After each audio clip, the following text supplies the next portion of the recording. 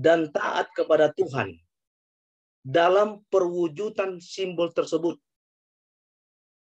Dengan hanya kita melihat simbol itu, kita semakin dikuatkan. Yang ketiga, mengapa menggunakan lambang ataupun simbol?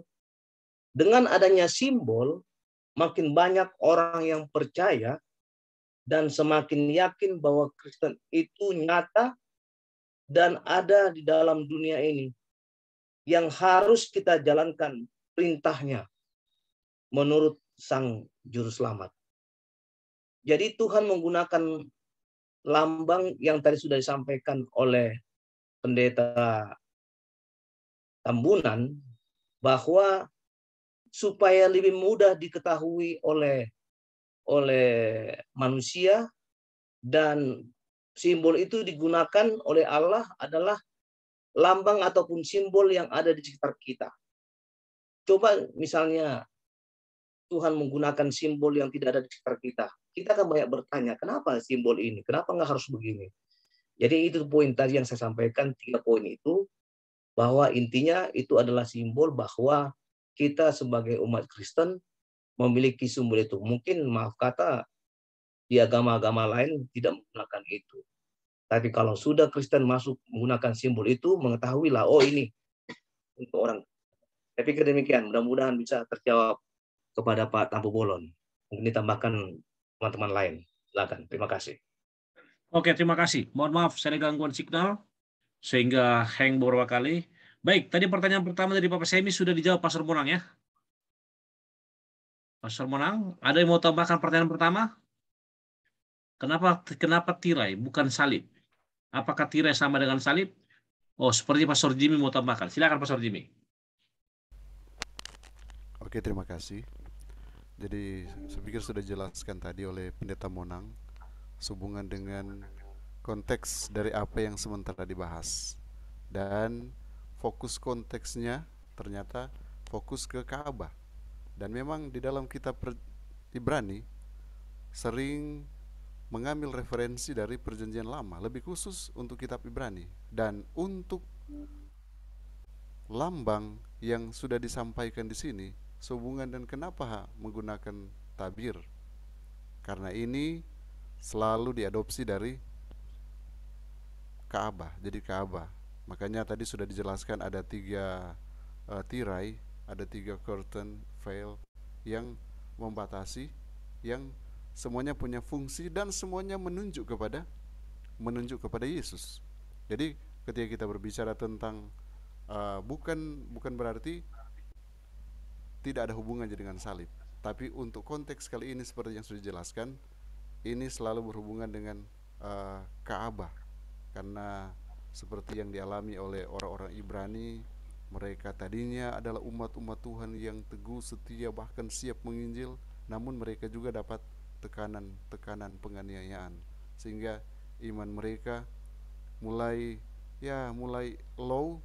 Dan kemudian Rasul Paulus mulai mengingatkan akan peran Kristus melalui Ka'bah kali ini.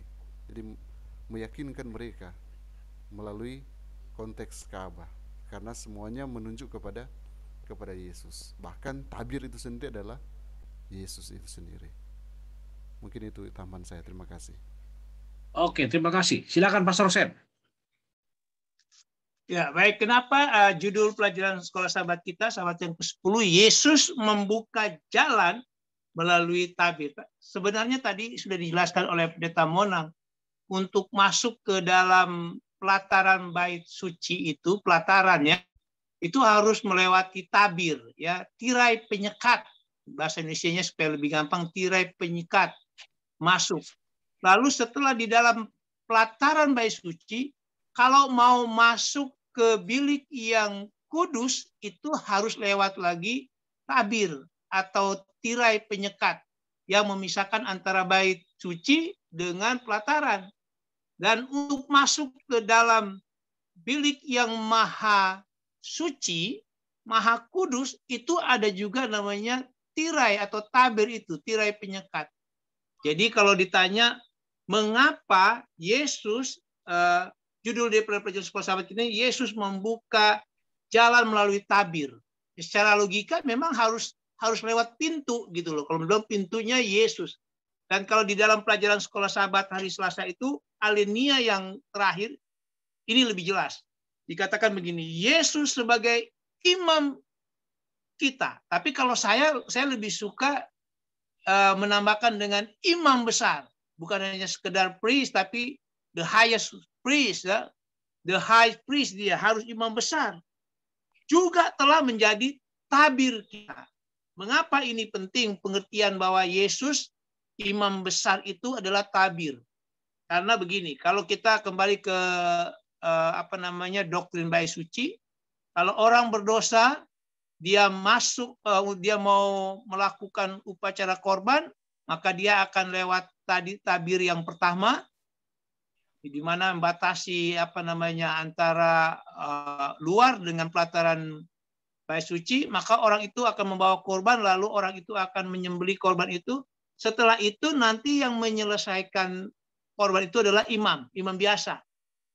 Nah, makanya imam itu harus melewati tabir ke bilik yang kudus. Sebelumnya dia di bejana pembasuhan dulu, dibersihkan dulu. Tetapi untuk masuk ke bilik yang maha kudus dibutuhkan yang namanya imam besar. Ini yang penting. Dan itulah nanti ada hubungannya dengan hari Grafirat, Yom Kippur. Jadi tidak salah kalau pelajaran sekolah sahabat kita mengatakan bahwa Yesus membuka jalan melalui tabir. Kalau saya mau artikan, Yesus membuka jalan melalui perannya sebagai imam besar. Ya, berdasarkan pelajaran hari Selasa itu alinea terakhir. Yesus sebagai imam besar adalah tabir. Itu yang lebih gampangnya kalau menurut saya. Terima kasih, saya kembalikan kepada Pak Sony. Masih ada yang mau tambahkan? Pastor Almi? Saya hanya menambahkan sedikit apa yang Pastor Sam sudah bacakan tadi. Saya lanjutkan bacanya pelajaran hari Selasa alinea terakhir itu. Yesus sebagai imam kita juga telah menjadi tabir kita. Melalui inkarnasinya, Tuhan memasang kemahnya di tengah-tengah kita dan memungkinkan kita untuk merenungkan kemuliaannya. Kalimat yang terakhir ini. Dia memungkinkan Tuhan yang suci untuk tinggal di tengah-tengah orang yang tidak sempurna. Jadi kalau kita gunakan kata tabir seperti yang Pastor Sam sudah jelaskan tadi, itu adalah penghalang yang membuat kita terhalang datang kepada siapa? Kepada Tuhan. Apa itu penghalang itu? Pastor Sam sudah jelaskan tadi, Pastor Monang juga, Pastor Heri, Pastor Jamie, yaitu dosa-dosa kita. Sekarang dosa-dosa kita itu sudah ditanggung oleh Yesus. Sehingga kita bisa sampai kepada siapa? Kepada Bapa. Dalam satu kalimat, dalam pelajaran sekolah sahabat penuntun guru disebutkan begini. Ketika Allah menampakkan diri kepada orang Israel di Gunung Sinai, mereka takut akan kehadiran Allah. Musa menjadi perantara mereka. Sepanjang sejarah Israel, para imam adalah mediatornya. Tetapi bahkan mereka dilarang pergi kapanpun mereka mau ke bilik Maha Kudus di tabernakel. Kalimat yang berikut. Selubung-selubung, tabir-tabir, tabir itu kan sama dengan selubung, sama dengan penghalang. Selubung-selubung berfungsi baik sebagai pembatas dan perlindungan bagi para imam saat melayani di tempat suci. Kitab Ibrani mengundang pendengarnya dan implikasinya kepada kita untuk mendekati bait suci melalui tabir, yaitu melalui daging Kristus. Ibrani 10 ayat 20. Silakan Pastor Sony. Baik, terima kasih. Ada lagi mau tambahkan? Oke, seperti ini, silakan. Bisa saya tambahkan sedikit lagi karena ada pertanyaan silakan. Follow up. Nah, sebagaimana tadi ditanyakan oleh pendeta dengan Pak Semi Pangaribuan mengenai tabir ini. Nah, kita mengetahui bahwa seperti yang saya katakan tadi, bahwa Ka'bah atau metafor Ka'bah, ilustrasi mengenai rencana keselamatan melalui Ka'bah, yang ada di dunia ini, yang dibangun oleh Musa di padang gurun, dan juga masih berlangsung sampai zaman Yesus, adalah sebuah gambaran dari apa pelayanan Yesus di Ka'bah surga, yang sebenarnya yang masih berlangsung sampai sekarang. Nah, kita mengetahui, supaya kita mengerti, memahami bahwa bila mana seseorang berdosa, ya di zaman Perjanjian Lama, di zaman Ka'bah masih ada. Maka ia akan membawa korban pengampunan, korban bakaran. Karena di dalam kitab Ibrani kita membaca dan juga kitab Imamat bahwa tidak ada pengampunan dosa tanpa pertumpahan darah, ya, atau hampir semua pengampunan dosa melalui darah. Nah, kemudian begitulah cara seseorang datang menghampiri hadirat Allah untuk pengampunan dosa melalui korban bakaran. Nah, pada waktu seseorang berdosa datang, ya, datang dari kemahnya, ya, dia tidak boleh memasuki pelataran Ka'bah. Dia hanya boleh di luar karena ada pagar atau tirai yang memisahkan dan hanya ada satu pintu yang memungkinkan dia masuk ke dalam, ya. Dan pintu itu adalah ilustrasi mengenai Yesus juga, satu-satunya jalan masuk untuk ke Ka'bah. Nah, kemudian nanti, ya, dia akan ditemani oleh imam masuki ke pelataran, dan di mana ia nanti akan menumpangkan tangannya ke atas kambing tersebut, di mana nanti kambing atau domba atau korban tersebut akan disembelih oleh imam. Ya, nah itu di halaman Ka'bah. Kemudian orang berdosa akan pulang. Lalu sekarang adalah bagian imam. Ya, nanti darah dari domba yang sudah tercurah tersebut akan, ya, di dalam baskom akan dia bawa ke dalam Ka'bah. Jadi ada nanti juga di sana tirai pemisah, atau, ya. Lalu kemudian sampai di situ aja dia, tidak lebih, ya. Dan itu dia lakukan setiap hari selama 1 tahun. Lalu kemudian kita mengetahui bahwa ada yang namanya hari Grafirat, ya, di mana sekali setahun semua dosa-dosa bangsa Israel secara bangsa akan diampuni dan Ka'bah akan dibersihkan dari segala kenajisan dan dari kekotorannya karena dosa-dosa dan darah-darah yang sudah masuk ke sana. Nah, itu berlangsung, ya, pada hari Grafirat ini dilakukan oleh imam besar. Nah, imam besar tidak bisa sembarangan memasuki bilik yang kudus, Maha Kudus. Nah, bila mana pada hari itu, imam besar pada waktu memasuki bilik yang kudus untuk mengadakan perdamaian antara bangsa Israel dengan Allah, maka di kakinya akan dipasang lonceng, ya, atau giring-giring, orang katakan lonceng. Untuk mengetahui bila mana imam besar ini masih melangkah, maka lonceng itu akan berbunyi. Lalu kemudian kakinya akan diikat dengan tali. Just in case, kalau ia melakukan satu dosa di sana dan mati karena kemuliaan Allah, pada waktu memasuki tirai itu, melewati tirai itu, memasuki bilik yang Maha Kudus, bertemu dengan kemuliaan Allah, dia mati di sana, dia bisa ditarik. Ya, jadi kita lihat di sini, itulah luar biasanya kemuliaan Allah dan kekudusan Allah, sehingga kekudusan itu ditutupi dengan tirai supaya setiap orang yang menghampirinya tidak mati. Nah, sekarang, ya, dengan kematian Yesus kayu salib, ya, dengan Yesus sebagai korban pengampunan dosa bagi kita, sebagai lambang, ya. Lalu ia adalah juga, katakan, tirai itu, sehingga setiap orang sekarang ini yang menerima Yesus menjadi juru selamat pribadinya melalui menerima salib, ya, atau kematian Yesus, yang sekarang juga yang menerima Yesus sebagai korban, sebagai kematian kayu salib, dan juga sebagai tirai, maka orang itu bisa menghampiri, bukan hanya dia berada di pelataran Ka'bah, tapi juga dia bisa masuk ke Ka'bah itu sendiri dan bertemu dengan kemuliaan Allah oleh karena tirai itu sendiri adalah Yesus. Jadi, secara harfiah, pada waktu Yesus mati di kayu salib, secara simbol, ya, kita lihat di Ka'bah itu dikatakan bahwa tirai itu yang memisahkan bilik yang kudus dengan yang mengudus terrobek. Sekarang kemuliaan Allah sudah terbuka, tidak ada lagi perlu imam besar yang harus menghampiri Ka'bah tersebut.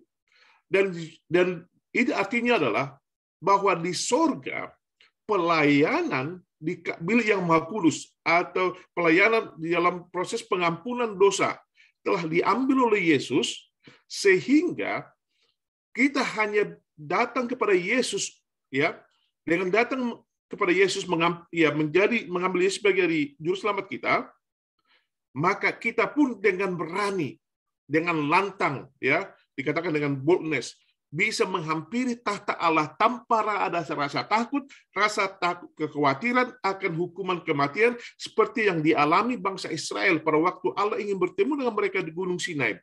Bangsa itu mengatakan, janganlah kami datang bertemu dengan Tuhan, biarlah engkau yang datang, ya, biarlah engkau yang bertemu dengan Tuhan atas kami. Jadi di dalam perjanjian lama, pada waktu Allah mengundang bangsa Israel pada pelajaran hari Senin, bangsa Israel mengatakan, biarlah representatif perwakilan saja yang bertemu dengan Tuhan, yaitu Musa. Nah, sekarang tidak ada lagi representatif, kita bisa datang sendiri bersama dengan Yesus yang menjadi tira kita, ya, dengan menghampiri tahta Allah, sehingga kita bisa langsung menikmati keselamatan yang diberikan oleh Allah tersebut. Terima kasih, Pendeta Sony. Itu yang saya mau tambahkan. Baik, terima kasih atas pemaparan yang jelas. Kita akan masuk pada pertanyaan berikutnya. Bisa Ini tambahan sedikit? Sampai mana lagi nih? Ini kan Pendeta Monang ini kan menjawab pertanyaan lanjutannya si Sami Pangeribuan. Cuma sepertinya ini Sami Pangeribuan ini dia agak bingung mengenai tabir atau tirai ini. Ya. Karena di pelajaran kita setelah dijelaskan tabir itu adalah Yesus. Tetapi di pertanyaan berikut ini dikatakan bahwa kalau begitu apakah bisa dikatakan bahwa sekarang tirai atau tabir itu sudah tidak ada lagi? Jangan sampai salah pengertian nanti mengenai tabir. Seolah-olah sudah tidak diperlukan lagi tuh Yesus tabir itu.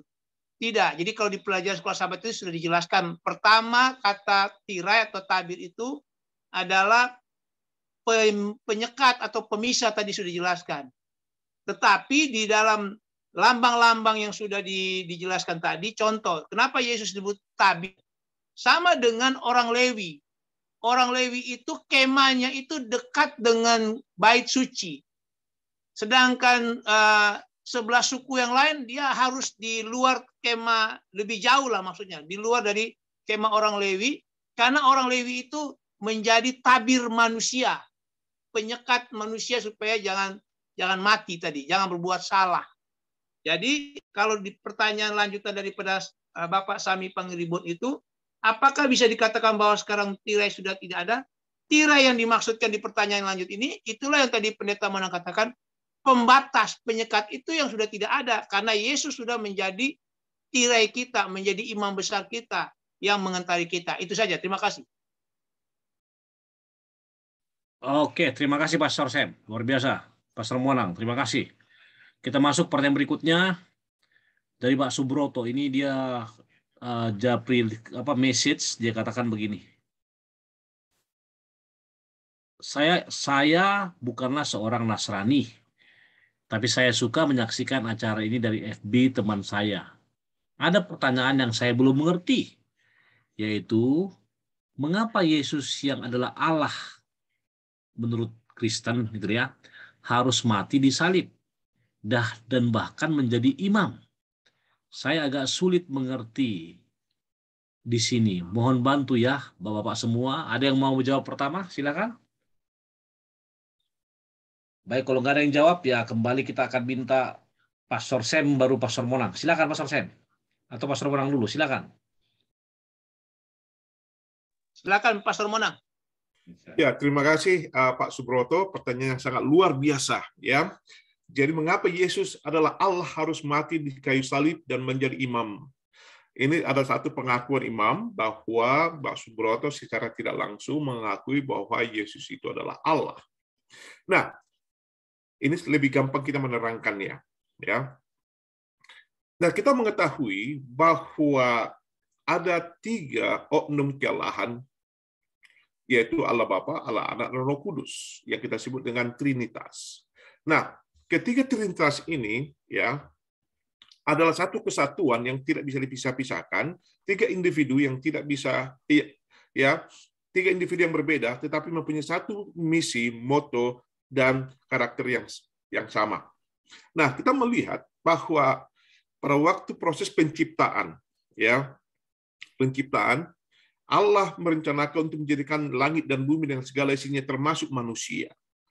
Lalu kemudian dalam proses tersebut, rupanya pada waktu manusia itu diciptakan, kita membaca dalam kitab Kejadian, manusia itu jatuh ke dalam dosa. Nah, kemudian kita mengetahui apa itu dosa dan apa akibat dosa. Dosa itu adalah pelanggaran akan perintah Tuhan. Lalu kemudian kita melihat juga bahwa akibat pelanggaran itu, akibat manusia melakukan dosa, maka kita membaca dalam Roma pasal 6 ayat 23, upah dosa adalah maut. Artinya dosa menghasilkan kematian.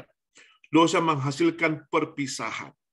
Nah, adalah kerinduan Allah supaya ciptaannya jangan berpisah darinya dan jangan meninggal, ya, atau mati. Oleh karena itu, Allah merencanakan rencana keselamatan. Nah, rencana keselamatan ini di carry out atau dilaksanakan yang kita sebut dengan Yesus Kristus.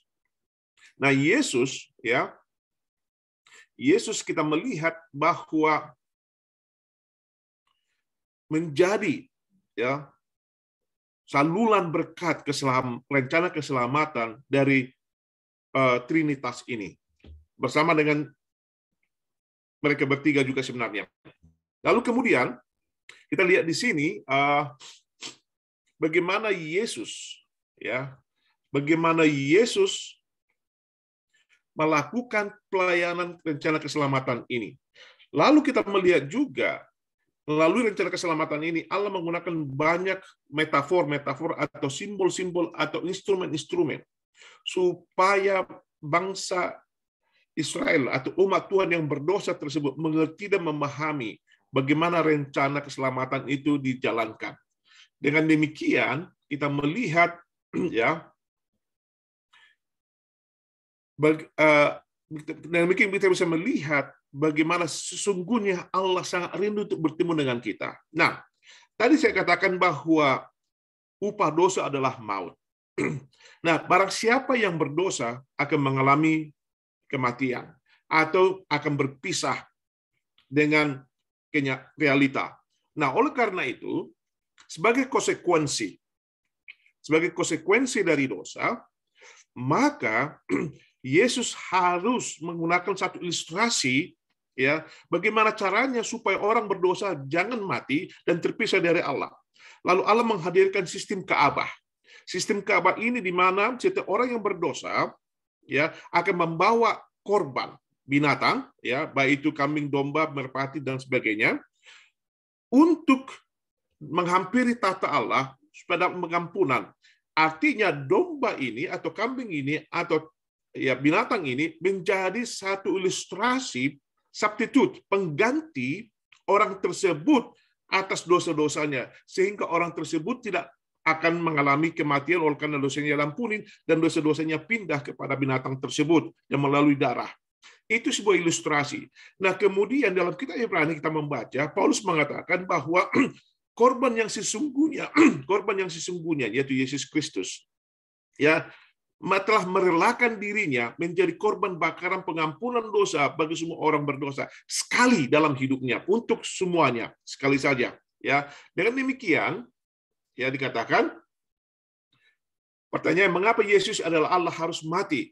Nah, Yesus harus mati oleh karena tuntutan dosa itu adalah kematian.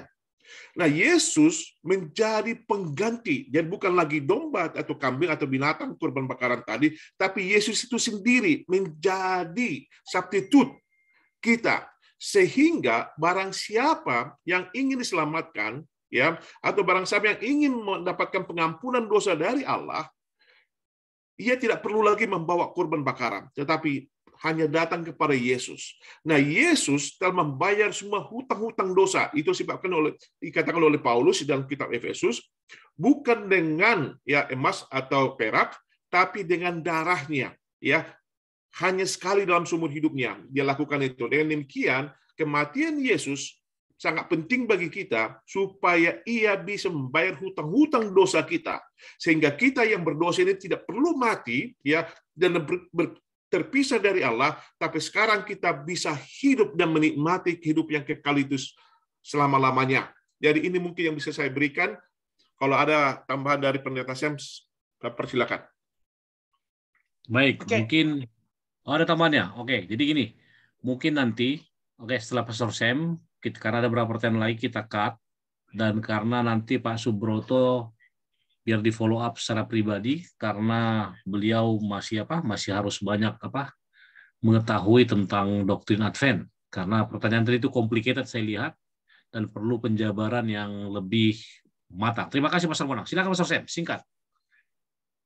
Oke, jadi saya mau kasih tahu kepada Pak Subroto, ini bukan doktrin Advent, Pendeta Sony. Ini doktrin Alkitab. Ya, Advent tidak ada doktrin kalau menurut saya, karena Advent menggunakan Alkitab. Nah, saya mau sampaikan, menambahkan apa yang Pendeta Monang Tambunan. Saya hanya mau kasih tahu Pak Subroto bahwa Alkitab yang orang Kristen percaya sebagai kitab suci, garis besarnya atau benang merahnya adalah kasih Allah yang besar kepada manusia yang berdosa besar. Saya mau ulangi, garis besarnya adalah kasih Allah yang begitu besar kepada manusia yang berdosa besar. Dan di dalam Alkitab ini sesungguhnya garis besarnya itu adalah tentang rencana Allah untuk mengembalikan atau menyelamatkan manusia. Tadi sudah dijelaskan bahwa ada simbol-simbolnya. Itulah sebabnya ada simbol salib. Tadi kenapa Yesus harus dimati, tadi sudah diterangkan oleh Pendeta Monang. Tapi saya mau jelaskan kepada Bapak Subroto, saya tidak tahu bagaimana di Islam ya. Tetapi kalau di Alkitab, Adam dan Hawa pertama kali sebelum jatuh dalam dosa, kalau kita baca di dalam Kejadian pasal 2 itu, Tuhan masih berbicara langsung kepada mereka. Tetapi pada saat Adam dan Hawa sudah jatuh dalam dosa, Allah hanya dengan suara saja, ya. Ya, Adam, di manakah engkau? Suaranya saja itu, karena sudah jatuh dalam dosa. Kenapa? Karena pada saat manusia sudah jatuh dalam dosa, mereka sudah kehilangan kemuliaan Allah, maka mereka tidak bisa lagi melihat Allah secara langsung. Itulah sebabnya di dalam Alkitab setelah jatuh dalam dosa sudah tidak bisa lagi langsung. Tadi sudah dijelaskan juga di pelajaran hari Senin tentang undangan Tuhan, bagaimana orang Israel juga takut menghadap Allah, takut mengikut menerima undangan Allah untuk bertemu dengan Dia, takut ya karena sudah kehilangan kemuliaan Allah. Tetapi dengan adanya Yesus yang adalah bentuk inkarnasi Allah, Yesus sebagai manusia, maka rencana keselamatan itu lebih mudah dipahami oleh manusia yang berdosa. Itulah sebabnya pertanyaan dari Pak Subroto tadi, mengapa Yesus yang adalah Allah, ya, kenapa Dia harus mati di kayu salib? Sekali lagi, garis besar daripada Alkitab itu adalah rencana keselamatan untuk menunjukkan kasih Allah yang begitu besar kepada manusia yang berdosa besar. Tetapi Allah harus menjelma sebagai manusia, itulah Yesus. Dan itu adalah Allah, ya, bukan hanya sekedar manusia. Dan untuk menggenapi rencana keselamatan, maka tadi sudah dijelaskan bahwa korban-korban di dalam perjanjian lama itu tidak sempurna. Itu semua menggambarkan Yesus. Itulah sebabnya Yesus harus mati di kayu salib. Dia harus mencurahkan darahnya. Dan tadi di pelajaran yang saya bawakan, Yesus membawa darahnya sebagai korban yang sempurna, sehingga itu memberikan jaminan keselamatan kepada orang yang sudah jatuh di dalam dosa. Terima kasih.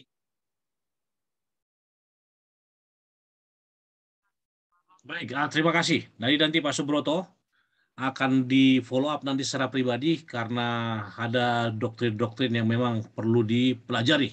Memang sebuah doktrin Alkitab, tapi Alkitab ini juga dibagi-bagi dalam beberapa hal. Oke, terima kasih Pastor Sam, Pastor Monang.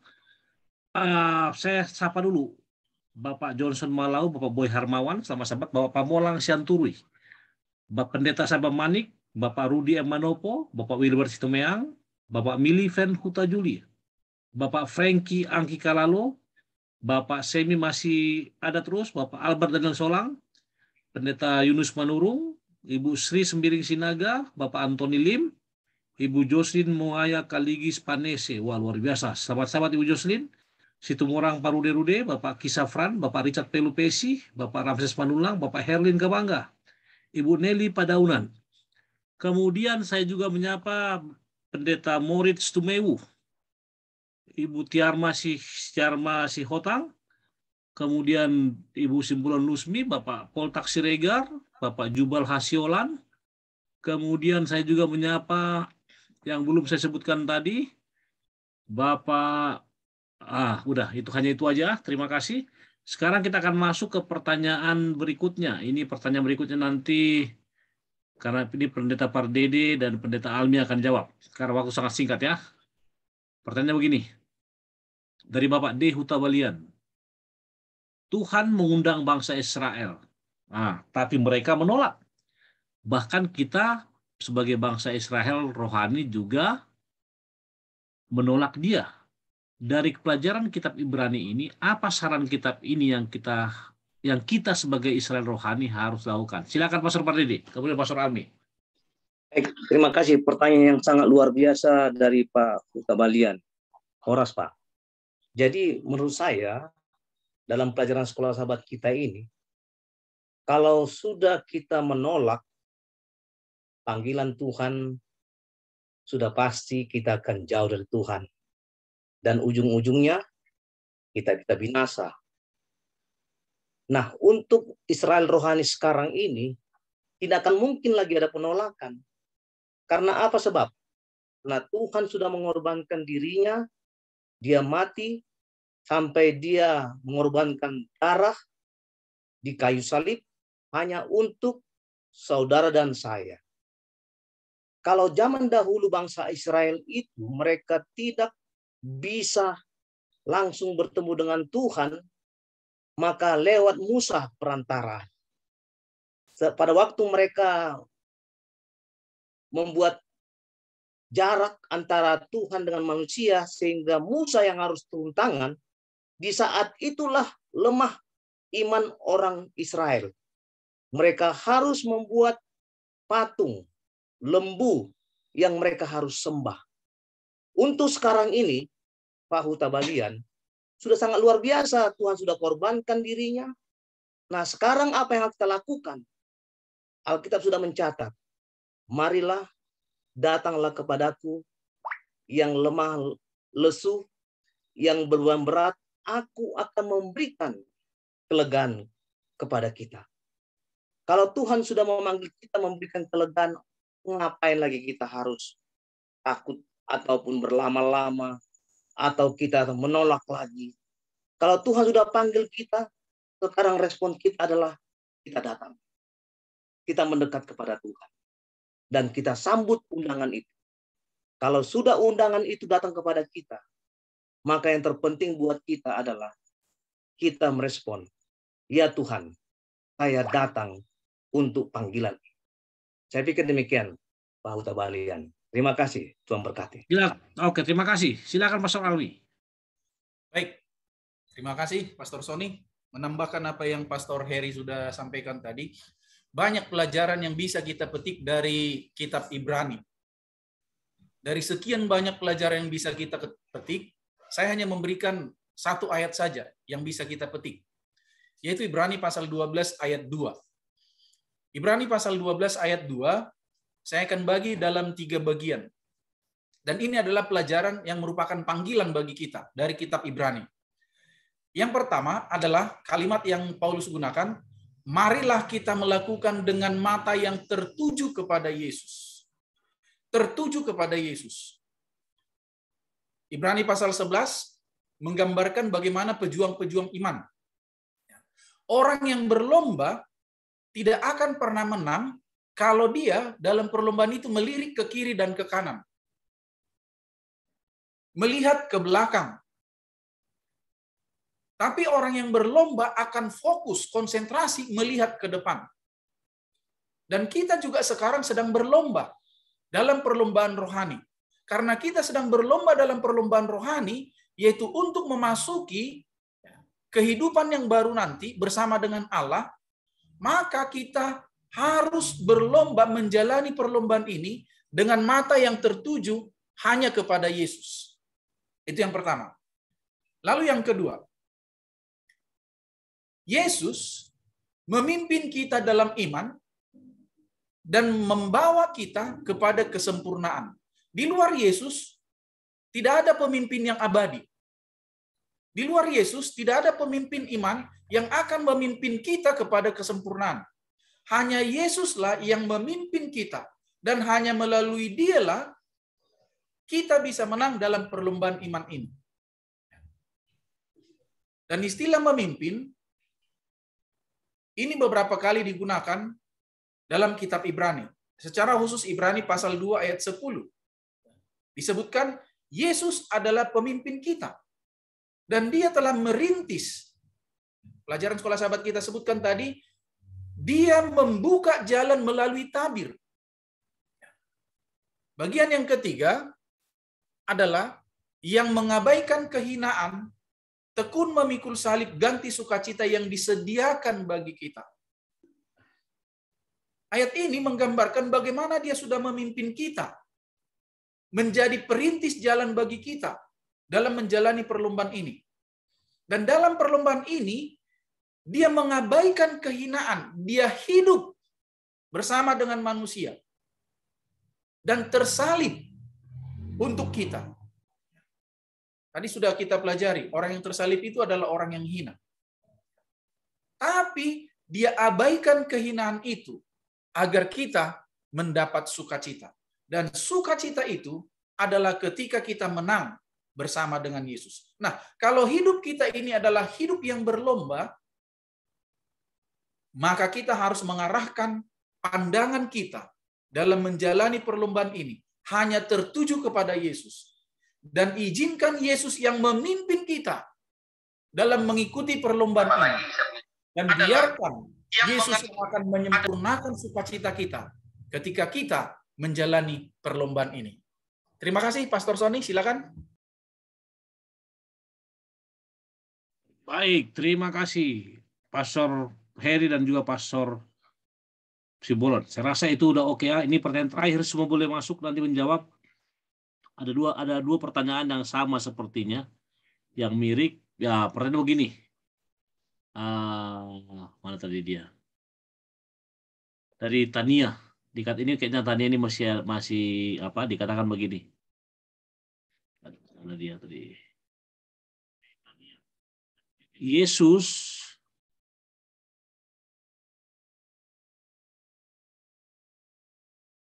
Yesus telah masuk ke dalam bait suci surgawi. Nah, itu kayaknya di pelajaran hari Rabu kayaknya. Pertanyaan saya, apakah di surga ada Ka'bah? Lalu apa fungsinya? Tolong diterangkan ya, Bapak Pendeta. Lalu Pak Wilbert katakan begini. Apakah Ka'bah perjanjian lama secara fisik ada juga di surga? Ini mirip. Nah, kita minta pertama Pastor Jimmy, baru nanti masing-masing kita boleh kasih tambahan. Silakan Pastor Jimmy. Oke, terima kasih pertanyaan yang luar biasa Pak Wilbert dan juga yang sudah menanyakan tadi yang pertama. Tania. Apakah ada surga, ada Ka'bah di surga? Yang kita pelajari ialah bahwa model Ka'bah surga diadopsi dari model Ka'bah di dunia yang dibuat oleh Musa berdasarkan apa yang dia lihat dari surga. Kemudian, kita buka Alkitab kita untuk meyakinkan kita bahwa benar ada Ka'bah di surga. Wahyu pasal 15 ayat 5. Kemudian pada hari itu aku melihat orang membuka bait suci, kemah kesaksian di surga. Apakah ada Ka'bah di surga? Alkitab, teks yang kita baca menyatakan bahwa ada Ka'bah di surga, ada bait suci di surga, ada kemah kesaksian di surga. Sekarang pertanyaan, apakah fungsinya? Oke, salah satu fungsi yang mungkin saya ingin sampaikan untuk kita semua, yang paling tidak ketika kita merujuk dari Ka'bah dan semua peristiwa-peristiwa yang melambangkan Yesus yang dibuat di Ka'bah, apakah mulai dari buku Keluaran, kemudian Imamat, di sana banyak membahas tentang Ka'bah. Sekarang, apa fungsinya? Apakah fungsi yang ada di Ka'bah? Dan apa juga hubungannya dengan mungkin ketika kita bicara atau belajar tentang Daniel akan ada pembersihan, atau kita bicara tentang upacara-upacara dalam bait suci. Kita kan sedang bahas, tadi sudah ada curtain pertama, kedua, ketiga. Dan di curtain yang ketiga itu yang memisahkan bait bilik yang suci dan bilik yang maha suci. Nah, setiap 1 tahun sekali, ini imam besar punya fungsi untuk membersihkan bait suci. Nah, saudara, mungkin akan ada penjelasan yang cukup panjang, tapi singkatnya mungkin saya katakan bahwa masih ada fungsi Ka'bah untuk konteks ini. Jadi saya katakan konteks ini Wahyu pasal 15. Kenapa? Karena di Wahyu pasal 22 ayat, maksudnya Wahyu pasal 21 22, Anda mungkin akan terengah-engah ketika Anda lihat sepertinya agak bertentangan dengan apa yang disaksikan oleh Yohanes di dalam Wahyu pasal 15. Wahyu pasal 15 jelas dikatakan bahwa aku melihat ada bait suci, ada kemah kesaksian di sorga. Untuk teks ini, untuk konteks ini, kita dapati bahwa benar, Yesus sedang melaksanakan satu misi yang mungkin belum selesai. Dan misi itu, ketika dia datang kedua kali, itu akan diselesaikan. Yang sering mungkin tolong gambarkan. Dan kemudian di sisi lain, Anda boleh baca ayat referensi tadi, Wahyu pasal 21-22. Sepertinya tidak ada bait suci. Kenapa? Sekarang ada konteks yang berbeda. Ada konteks yang berbeda yang sedang dibicarakan juga oleh pewahyu. Padahal penulisnya sama. Namun dia melihat, dia melihat sepertinya tidak ada bait suci di sorga. Wahyu pasal 21-22.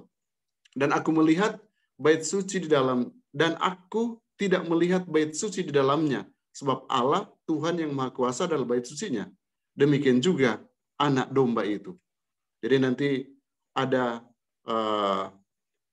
mungkin pembagiannya ketika kita melihat kenapa Wahyu pasal 1 bicara tentang konteks ini. Konteks setelah sudah ada dunia yang baru. Sedangkan dalam konteks Wahyu pasal 15 ada bait suci. Kemudian berbicara tentang apakah ada bait suci fisik, saya pikir seperti apa kata pena inspirasi, apa kata firman Tuhan, bahwa Musa melihat dari model sorga. Mungkin itu yang saya boleh sampaikan, teman-teman yang lain mungkin akan memperjelasnya. Silakan. Baik, silakan. Setelah ini Pastor Monang, Pastor Sam, dan terakhir Pastor Almi dan Pardiri. Silakan.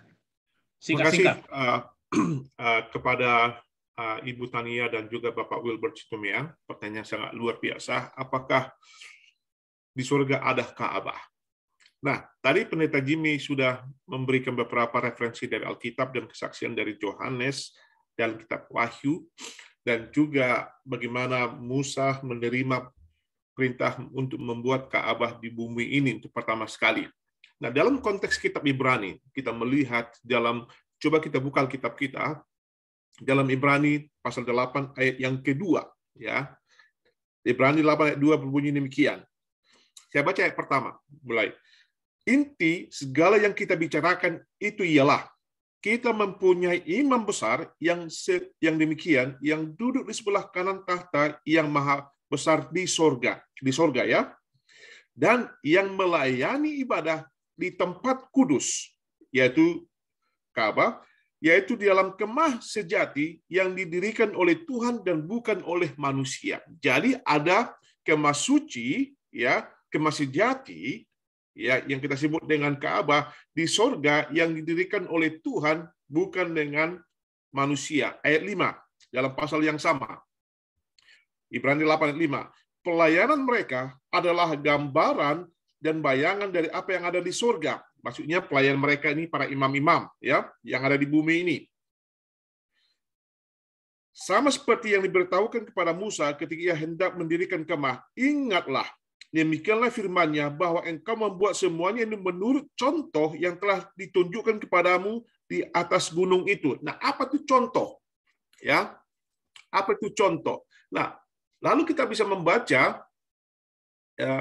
contoh atau pattern, ya, blueprint atau copy, ya, di dalam bahasa Ibrani-nya, ya, mempunyai arti demikian. Nah, kalau kita membangun sebuah rumah, ya, maka atau sebuah bangunan ada blueprint-nya, ya, cetak birunya yang menunjukkan bagaimana bangunan itu akan dibangun nanti. Nah, di dalam buku biru itu hanya 2 dimensi. Tetapi realitanya, ya, dari yang sebenarnya itu 4 dimensi seperti yang kita lihat sekarang. Ya, contoh bayangan. Nah, kalau kita mengarahkan cahaya kepada tubuh saya, ya, maka akan ada bayangan saya. Nah, kalau kita melihat bayangan itu, memang saya bisa mengenali bahwa itu adalah saya dari bayangan yang ada. Tetapi realitas sesungguhnya bila mana Anda melihat aslinya lebih kompleks, Anda bisa melihat lebih detail matanya, hidungnya, kemudian warna kulitnya dan sebagainya. Apa artinya?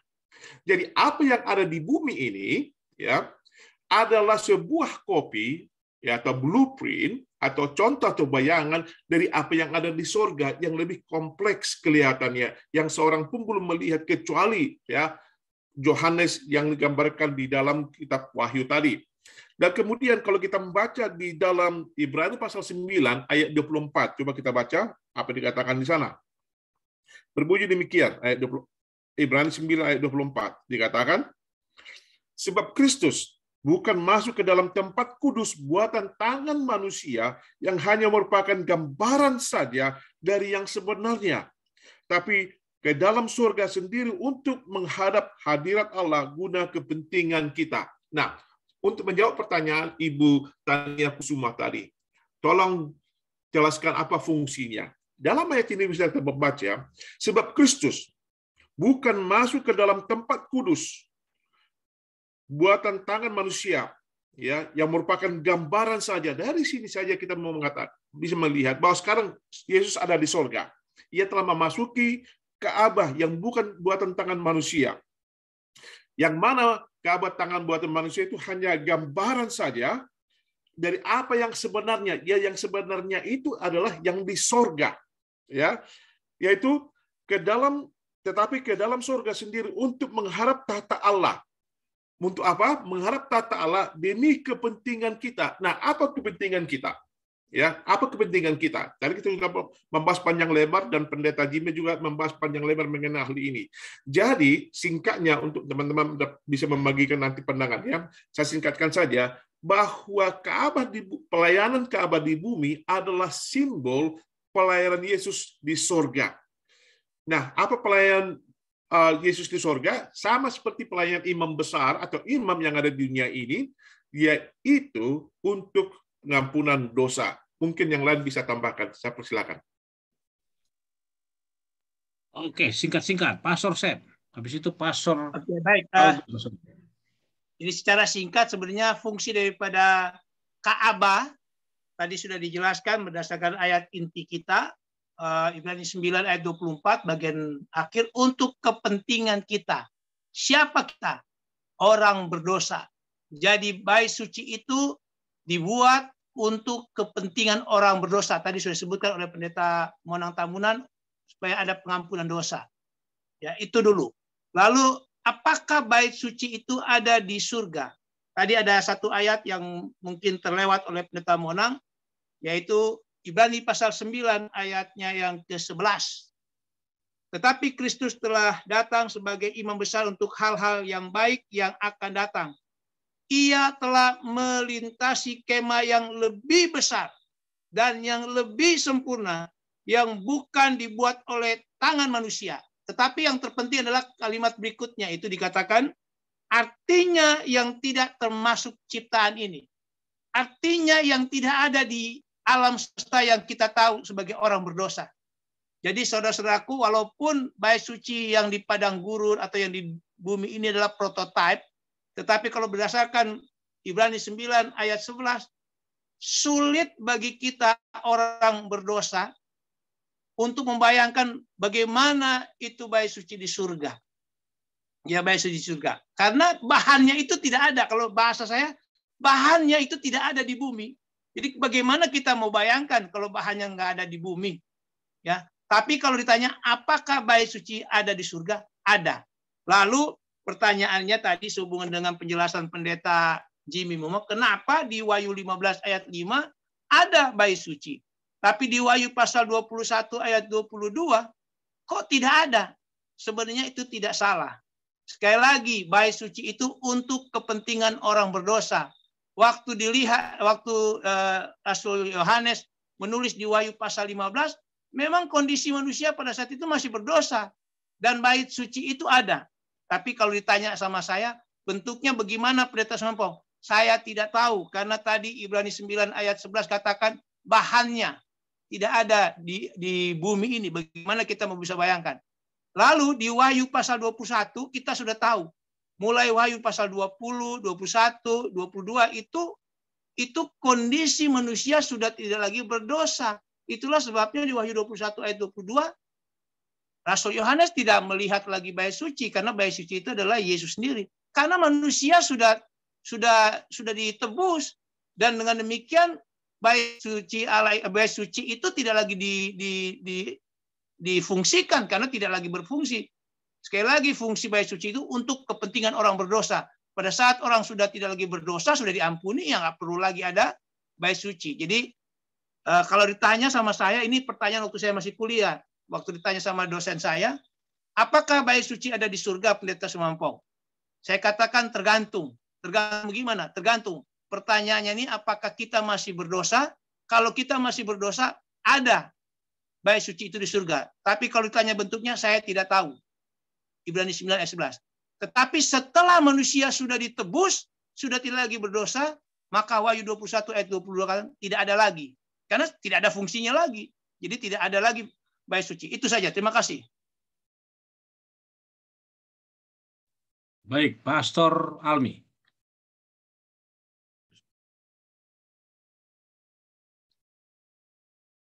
Suaranya. Di mute, unmute. Oke, melanjutkan yang Pastor Sam sudah jelaskan, Wahyu 21 ayat 22, dan aku tidak melihat bait suci di dalamnya, sebab Allah Tuhan yang Maha Kuasa adalah bait sucinya. Demikian juga anak domba itu. Hanya menambahkan ayatnya. Baik, untuk menambah atau untuk memperkaya penjelasan saudara-saudara di panel diskusi besok, tentang pertanyaan ini, saya akan membacakan tulisan pena inspirasi dari buku Para Nabi dan Bapa, jilid 1 halaman 360 alinea pertama dan alinea kedua. Ini hanya untuk memperkaya penjelasan saudara-saudara untuk diskusi besok. Pena inspirasi katakan begini. Perintah telah disampaikan kepada Musa pada waktu berada di atas gunung bersama Allah. Maka hendaklah mereka itu memperbuatkan daku sebuah Baitul Muqaddis. Bahasa Melayu gunakan kalimat itu. Memperbuatkan daku sebuah Baitul Muqaddis, supaya aku duduk di antara mereka. Dan petunjuk-petunjuk yang sepenuhnya telah diberikan untuk mendirikan Ka'bah itu. Oleh kemurtatan mereka, bangsa Israel telah kehilangan berkat dari hadirat ilahi. Dan untuk jangka waktu yang tertentu, mustahil untuk didirikannya suatu Ka'bah bagi Allah di antara mereka. Tetapi mereka diperkenankan kembali oleh surga. Maka pemimpin besar itu menyuruh untuk melaksanakan perintah ilahi. Alinea yang kedua. Orang-orang yang dikaruniai Allah dengan keahlian dan hikmat telah dipilih untuk mendirikan bangunan yang suci itu.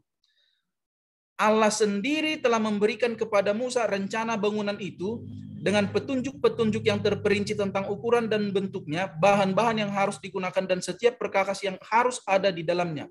Tempat-tempat suci yang dibuat oleh manusia ini, kalimat berikutnya, harus menjadi gambaran daripada yang sebenarnya, lambang dari perkara-perkara yang di surga. Ibrani 9, 24-23. Satu penampilan dalam bentuk kecil di Ka'bah surga, di mana Kristus, imam besar kita, setelah mempersembahkan hidupnya sebagai satu korban, akan melayani demi orang yang berdosa. Allah menunjukkan kepada Musa di atas gunung itu satu penglihatan akan Ka'bah sorga dan memerintahkannya untuk membuat segala sesuatu sesuai dengan pola yang ditunjukkan kepadanya. Segala petunjuk-petunjuk ini dengan seksama dicatat oleh Musa yang kemudian telah menyampaikannya kepada pemimpin-pemimpin bangsa Israel.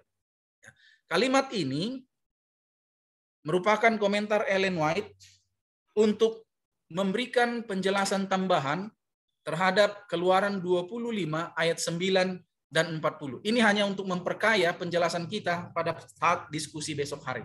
Silakan Pastor Sony. Baik, terima kasih. Kita akan masuk kepada closing statement. Mohon maaf pada pertanyaan yang baru masuk 2 lagi. Karena waktu yang mempertemukan, waktu juga yang memisahkan kita, sudah jam 9.09. Kita akan langsung kepada closing statement yang akan dimulai oleh pelajaran hari Minggu. Hari Minggu siapa tadi? Pastor Sam, kemudian hari Senin Pastor Harris, Selasa Pastor Monang, Rabu Pastor Jimmy, dan Kamis Pastor Almi. Silakan. Closing statement. Baik, saudara-saudaraku, Yesus menghadap Bapa. Sebagaimana orang Israel pada saat itu setiap tahun tiga hari raya mereka harus datang menghadap Tuhan dengan membawa persembahan, membawa korban. Maka Yesus menghadap Bapa di surga untuk membawa persembahan, yaitu korban yang lebih baik, yaitu darahnya sendiri. Yesus membawa darahnya sendiri untuk memberikan kepastian keselamatan yang itu adalah jaminan bagi kita. Terima kasih. Tuhan Yesus memberkati. Silakan, Pastor Harry. Saat Samuel mendengar suara Tuhan memanggil dia, 3 kali panggilan itu datang, 3 kali pula Samuel datang untuk mendengar suara itu. Ketika kita dipanggil oleh Tuhan untuk undangannya, maka kita harus peka terhadap undangan Allah. Karena ketika kita mendengar suara Tuhan itu, memanggil kita, mengundang kita, berikanlah hati kita untuk menerima undangan itu. Terima kasih. Pastor Monang. Adalah kerinduan yang sangat besar dari Allah untuk dapat berkumpul kembali dengan orang-orang yang Dia kasihi. Orang-orang yang masih dalam dosa. Kerinduan ini Allah wujudkan dengan menghadirkan Ka'bah dan pelayanan Yesus di Ka'bah. Nah, sekarang Yesus di Ka'bah ada tirai, tapi Yesus adalah tirai itu sendiri. Dia telah memisahkan jurang pemisah antara manusia dengan Allah melalui dirinya. Marilah kita datang kepada Yesus dan menerima Dia menjadi juru selamat pribadi kita, karena dengan Dialah kita mempunyai akses VIP yang tidak pernah expire untuk bisa datang kepada Allah itu sendiri. Terima kasih. Pastor Almi, silakan. Karena kita telah ditebus oleh Yesus, maka marilah kita, sesuai dengan Ibrani 4 ayat 14-16, kita mempunyai imam besar yang agung, yang telah melintasi semua langit. Karena itu, marilah kita dengan penuh keberanian menghampiri tahta Allah, agar kita bisa hidup melihat wajahnya. Pastor Jimmy. Jalan baru adalah perjanjian baru yang dimeteraikan Yesus dengan darahnya sendiri. Dan tujuan perjanjian ini adalah untuk menciptakan kembali hubungan yang lebih dekat antara ciptaan dan pencipta. Maukah kita ada dalam hubungan ini? Terima kasih. Pastor Sam, Pastor Almi, Pastor Monang, dan Pastor Harry Agus Perdiri, dan Pastor Jimmy Mumek atas pemaparan pekan ini. Saudara-saudaraku, saya mau sampaikan kepada saudara bahwa pekan depan kita juga akan hadir pukul 7.00 atau pukul 11.00 WIB. Kita akan bertemu kembali di ruangan ini. Baik, kita akan tutup dengan doa yang akan dipimpin oleh Pastor, tadi yang buka siapa? Pastor Almi. Sekarang tutup Pastor Jimmy Mumek boleh menutup dengan doa. Silakan Pastor Jimmy. Mari kita berdoa. Kasih karunia-Mu dan damai sejahtera-Mu nyata di tengah-tengah kami. dalam diskusi Sekolah Sabat Online, kami sudah mendapatkan banyak pembelajaran. Tolonglah kami agar kami akan terus menyadari bahwa kami adalah milik-Mu. Engkau sudah mengerjakan keselamatan untuk kami.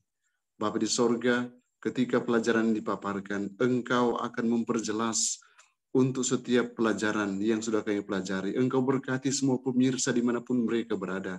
Kiranya urapan kuasa sorga menjadi bagian mereka, dan mereka akan lebih memahami akan makna sesungguhnya pengorbanan Yesus bagi manusia. Bapa, terima kasih karena Engkau akan terus memberkati semua panelis, bahkan moderator yang sudah menggagas acara ini. Kiranya acara ini akan terus menjadi berkat besar bagi banyak orang dimanapun mereka berada. Ini doa dan permohonan hamba-Mu. Kiranya Engkau akan terus memberkati kami sepanjang hari Sabat ini. Ini doa kami dalam nama Yesus Tuhan dan Juru Selamat kami. Amin. Amin. Baik, kita akan mengucapkan selamat Sabat dari daerah yang kita tahu bahasanya. Silakan dimulai Pastor Sam. Selamat Sabat, atau kalau orang menurut bilang Sabat bae. Tuhan Yesus memberkati kita. Wisne no kankit. Apa itu Nisne no kankit? Tuhan beserta kita. Haleluya. Oke, Pastor Almi, silakan. Selamat Andrau Sabat akan ita katulu hatala mampahayat itauras. Itu bahasa apa itu? Bahasa Dayak Ngaju. Dayak Ngaju. Silakan Pastor Pardede, jangan bahasa Batak. Bahasa apa? Bahasa Jawa. Selamat hari Sabat buat kita semuanya. Bahasa Tuhan, Sunda. saya Tuhan memangaramuti kita saluhutna. Horas. Oke, Pastor Jimmy, silakan.